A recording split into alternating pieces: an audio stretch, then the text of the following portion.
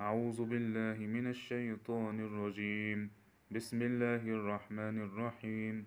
وقالت اليهود يد الله مغلولة غلت أيديهم ولعنوا بما قالوا بل يداه مبسوطتان ينفق كيف يشاء وليزيدن كثيرا منهم ما أنزل إليك من ربك طغيانا وكفرا وألقينا بينهم العداوة والبغضاء إلى يوم القيامة كلما أوقدوا نارا للحرب أطفأها الله ويسعون في الأرض فسادا والله لا يحب المفسدين.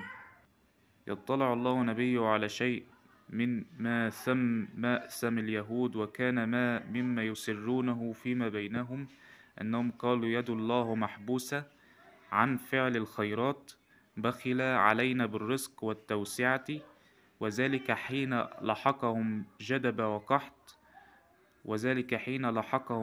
وقحط غلت أيديهم، أي حبست أيديهم هم عن فعل الخيرات وطردهم الله من رحمته بسبب قولهم وليس الأمر كما يفترونه على ربهم بل يداه مبسوطتان ولا حجر عليه ولا مانع يمنعه من الإنفاق فإنه الجواد الكريم ينفق على مقتضى الحكمة وما فيه مصلحة العباد.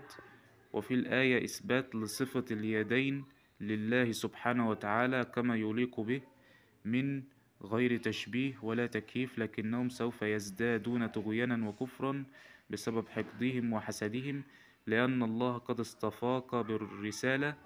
ويخبر تعالى أن الطوائف اليهود سيظلون إلى يوم القيامة يعادي بعضهم بعضا، وهذا ما يحدث اليوم في زمننا هذا، وينفر بعضهم من بعض. وكلما تأمروا على الكيد للمسلمين بالإثارة الفتن وإشعال نار الحرب رد الله كيدهم وفرق شملهم. ولا يزال اليهود يعملون بمعاصي الله مما ينشأ عنها الفساد والاضطراب في الأرض، والله تعالى لا يحب المفسدين. وهذا الكلام قد قيل من 1400 سنة من كتاب الله وهو القرآن الكريم، وبين الله حقيقة الصهاينة واليهود في هذه الآية والسورة، سورة المائدة آية 63 إلى 64.